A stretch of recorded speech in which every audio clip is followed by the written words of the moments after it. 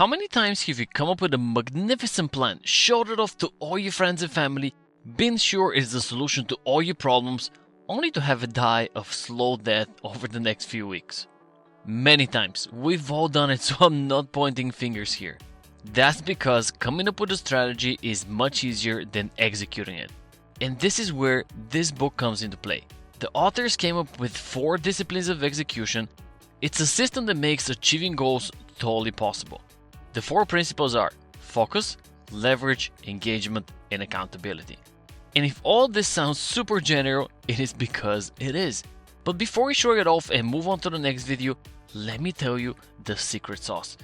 It is how you apply this principle that matters. And the 4DX framework does it in a very particular way. So let's get cracking. Number 1 is focus. But what does that even mean? Stay with me. In this very first step, we choose 3 goals to focus on. The author calls this wildly important goals, or WIGs. And these are medium to long-term goals that drive your life. Things like have $1.2 million invested in the stock market by the age of 40, or lose 5 kgs by June 2022, or get promoted to senior manager by the age of 30. These are basically any goals that you would consider wildly important for your life. And there's no right, there's no wrong here, only you know what drives you. These goals need to be challenging but attainable. And that's all fine and dandy, but how do you even come up with these goals in the first place? There are 4 steps to settling on a wildly important goal. First, it all starts by brainstorming. Ask yourself what kind of change would have the most impact on your life. Think of things that are not currently working, or the things that if they're made to work a little bit better would have a dramatic impact on your life. Now list them all out. Next, you need to assess, out of everything you listed, which 3 would have the overall highest impact. Now you need to test your potential goals, and there are 2 main considerations here.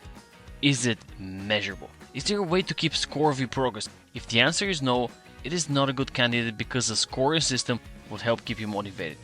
And second, does it depend mainly on you? If you need to enlist outside help for more than 20% of your goal, it might be a challenge. When things depend on outside factors or other people, the challenge for you is even greater. And finally, state, or put simply, write it all down. Be specific and concise. Now let's look at an example. This is Mike. He's really excited to start executing his plans, and aren't we all? And Mike takes out a piece of paper and lists all the goals that are important to him. These are things like become more healthy, save more money, get a dog, buy a dependable car, travel the world, and so on. When he assesses things and tests them as we talked about, he realizes that becoming more healthy or buying a dependable car will have the most impact on his life. But they're not very measurable, at least not yet. So let's transform them. Become more healthy becomes to lose 5 kgs by March 2022. And buy a dependable car becomes buy a Toyota RAV4 2 to 3 years old at a cost of no more than 30k by April 2022. Now we're talking. These are specific goals that depend solely on Mike and have a specific deadline and way to keep track of. WIGs done. Good job, Mike. Now comes leverage. In this discipline, you learn how to get from point A to point B. Imagine that your point A is a huge, heavy rock. No matter how hard you push against it, it's not gonna move. But if you apply a little lever, the rock starts to move. And not by a lot, but it does move and in the right direction. The second discipline is all about finding the right lever so you can move your goals from point A to point B. Points A and B are what the author calls lag measures. These are results. They're very important as they tell you if you've reached your goals or not. Have you lost the weight? Have you made enough money? And so on. The lever in the rock is what's called a lead measure. And lead measures quantify the actions that have the most impact on your goals. Now back to Mike for an example. His lag measures are right now he's 70 kgs, which is point A, and he wants to be 65, point B. His lead measures are the how he'll get to achieve those goals. And how does one lose weight? Less calories in and more exercise and physical activity. And this is a good time to mention that a good lead measure has 2 characteristics. First of all, it's predictive. A change in the lead measure must create a change in the lag measure.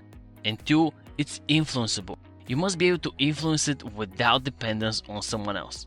So if Mike is to restrict his calories, it will for sure lead to a faster weight loss. So it's predictive. And who controls how much and what Mike eats? Mike. So his calorie intake is also influenceable. So if Mike concentrates on the actions that most influence his goals become not an if, but a when. The less he eats and the more he exercises, the faster he'll get to point B. Now let's move on. Number 3 is engagement. And how do you best engage into a goal? By keeping a compelling scorecard.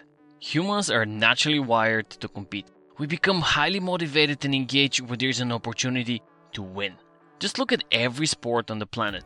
The goal is always to win, to have a better score. The moment you take the score away, people stop trying so hard. So let's use this hardwired tendency to your advantage. And if you're like Mike, right now you might be thinking, that's so nice, but I want to lose weight and there's no one to compete with. True. So how about you compete with yourself? Come up with your own scorecard that forces you to act. A good scorecard has 3 requirements. First of all, it is simple. A more minimal scorecard is much easier to update. Think of any competitive sport. It usually has a simple score and time left in the game. It is a scorecard, not a spreadsheet, so keep it simple. A good scorecard is also visible. Put it next to your bed, on your bathroom mirror. Whatever it is in your case, you should not have to turn on your laptop or log into a site to update it. And finally, a good scorecard is quickly readable. Anyone looking at it should be able to tell within seconds if you're winning or losing. So in the case of Mike, he makes a simple scorecard that keeps track of his daily calories and time spent exercising and sticks it on his fridge. 3 disciplines down, 1 more to go. Give it up for Mike! Finally, the last one is accountability. Disciplines 1 to 3 are to set up the execution. In discipline 4 is where the action is. Without the accountability piece, the goal will eventually be overtaken by what the author calls the whirlwind, or just the day-to-day, menial, trivial tasks. Basically, accountability is what will ensure you're staying on course.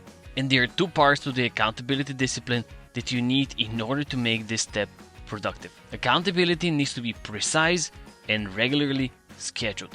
And here's how it works for Mike. He schedules 15 minutes every Sunday evening for an accountability session.